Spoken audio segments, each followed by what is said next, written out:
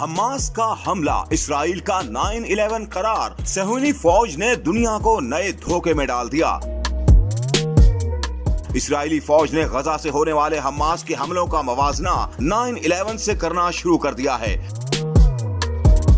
صہیونی فوج کے ترجمان میجر دینار کا کہنا تھا کہ حماس کی کارروائی اسرائیل کے لیے امریکہ میں ہونے والے 9/11 اٹیک جیسی تھی۔ انہوں نے اچانک ہمیں آ لیا۔ After coming under fire from armed Palestinian terrorists. ایک دوسرے افسر لیفٹیننٹ کرنل جوناتھن کوئریکس نے موقف اپنایا کہ یہ 9/11 اور پرل ہاربر جیسا حملہ تھا۔ جوناتھن نے 7 اکتوبر کو اسرائیلی تاریخ کا بدترین دن قرار دیتے ہوئے کہا کہ اس سے پہلے کبھی ایک ہی حملے میں اتنے زیادہ اسرائیلی نہیں مارے گئے تھے۔